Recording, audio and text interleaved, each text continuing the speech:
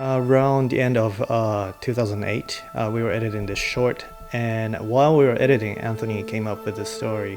Anthony told me back a few, maybe even a year or two before he actually worked on Elevator, he told me about the idea for Elevator. It wasn't really developed, it was just kind of just the plot, and of course me loving the twists that were always in there. That's what drew me to that script. So yeah, I basically was just waiting to start on that movie. And when we got the ball rolling, it was just, okay, of course I'm in, let's do this. I learned about Elevator the first time when Anthony read me the script while we were doing a road trip to Seattle. And at that time, I was trying to stay awake, and Anthony's like, hey, I got the script, and I want to read it to you. What do you think so far? So basically, to keep me awake, he read me the script for Elevator, and I was like, wow, this is really cool. Anthony was going through some really difficult personal things himself. So during that period of our lives, both him and me actually bonded over that. And I remember many a nights coming into his bedroom and discussing the story when it was just a rough draft, not even on paper, just an idea on his head. And we would have many nights of drinking and talking until finally he said, this is gonna be done, this is gonna get done. I had seen what Nine Finger Productions could do in the past with their short films, so I had a lot of faith that they could make this really sing and do a good job, and it's just how dedicated they are to every project. I just really wanted to be a part of that spirit and enthusiasm. This was the group of friends that I've worked with for a really long time, and we were all coming out, I think, of the momentum of the last short that we did, and we were all really ready to make a feature film at that point. I knew from the start of Elevator that we had talented people that had a vision, and I know that they were gonna follow through. Elevator was different from all our other films because it's the biggest things that we've done so far. Everything that we've done up to Elevator was a short. So, I mean, this is grand in scale of story, script writing, lighting, set building. Everything was the stakes were a lot higher. We had to consider working with actors who are not just friends anymore. It's not our friends, but professional actors who have done other projects before. So we kind of had to up our game so that we're able to present ourselves as a legitimate production. We had never quite have had a set such as the Elevators, and we certainly haven't gone to various locations like New York and Japan, none of which I was invited to. Sorry. I told you I was gonna put that in there. With this film, having to be the producer for it, I had to take on a lot more paperwork and business aspects of this film. So that including getting rights to a lot of things, including the music and location agreements, and we were working with SAG actors, so we had to figure out how to get their contracts done in time. Whenever we film, it's like a huge learning time, I think. And I think it's a good thing. It's not like, we learn at school. I think we put heart into that. It's more personal. We have a term that our friend came up with, 100-armed gorillas. And everybody in our crew is a 100-armed gorilla. Everybody does multiple things. For me, for example, did a little bit of set design, helped a little bit with the costume design, helped a little bit with like the lighting, helped a little bit with the electrical department, helped a little bit with the camera department, helped a little bit, tried to help a little bit with the sound department.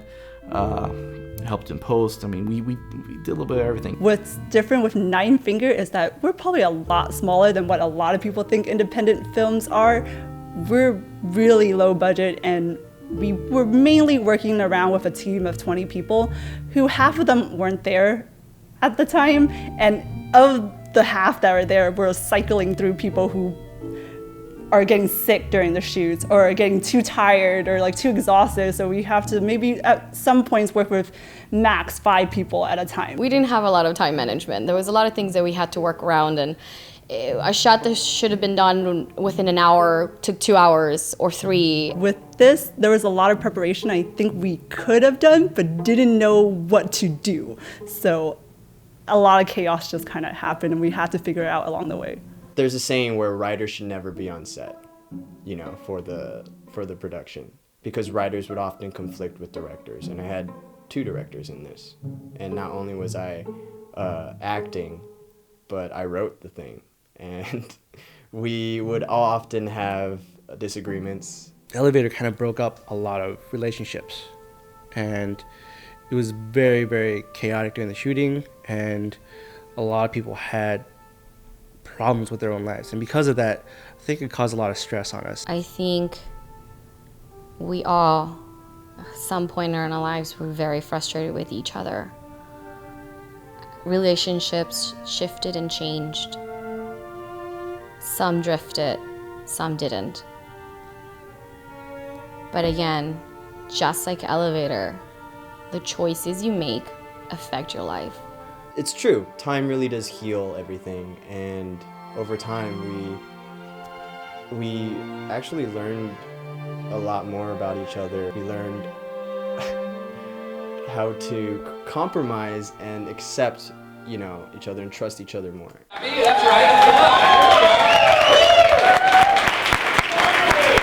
Presenting our film to our supporters after 4 years of work was actually a very proud moment of mine. It's always surprising. It's like the best part. It's like buying a present and then watching them react when they open it. You never know how they're going to receive it. I really liked the sort of variety of people's guesses, or how some people were like, I didn't get it, or there were people behind me who were like, oh, this is this, and oh, this is this, like through the whole film, like trying to figure it out. And I was like, wow, this is like kind of a mystery unfolding upon itself. When the credits started rolling and there was a huge applause that just built up even louder than it started, it just really helps you to be able to breathe again, kind of. It was very emotional.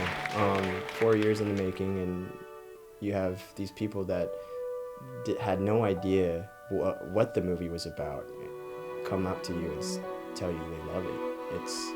It's awesome. It's an awesome film. So all the backers were mainly like family and friends, and they were all very supportive. They joined our journey in making this, and they really were very patient. It took 4 years to finish this film, and they all still were awesomely nice. And I would like to thank them. We couldn't really have done anything without any of them. For Nine Finger to shoot another movie or do another project together, I don't think we'd be the same group again, in the sense where people might not show up again, but also in the sense where we mean something different to one another. We're no longer friends, we're also colleagues, we're also professionals, and I think we have to grow in order to make another film. We have to grow, not skills-wise, but also just emotionally. I know that we're all off doing our own projects right now, so it is kind of challenging. But I am proud that we're also growing individually, because then we can contribute new skills to this group.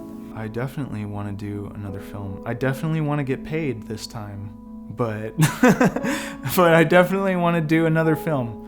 It's a lot of fun, and I really do enjoy working with these guys. If it wasn't for Nine Finger and all my friends, I wouldn't be where I am today. And as an artist and a stylist and a costume designer, I just have going up. That's all I can go, is go up and not down. We're building a portfolio as a group of friends, really. And to me, my passion for filmmaking with this group of people has only grown from the first project. I think that my dedication level would be higher if possible, but of course the realities of making a living, paying for a house and having a family, those all have to come into factors. The good news is that this is something I plan to pursue on my professional career, my professional path. And I find value in doing projects with Nine Finger Productions. Elevator was our best work we have yet. More is to come probably in the future, but right now, this is our best piece. This is the one that really we struggle the most with because it's the most involved compared to anything else we've ever done before. We did the whole building of the set thing. We traveled New York, Japan, LA to film this. Did the most extensive casting we ever did. the biggest score thanks to Rio. So it's just amazing what we pulled off there, amazing what we did. So that's one thing that people need to understand, is that we did something that most people can't do under those conditions.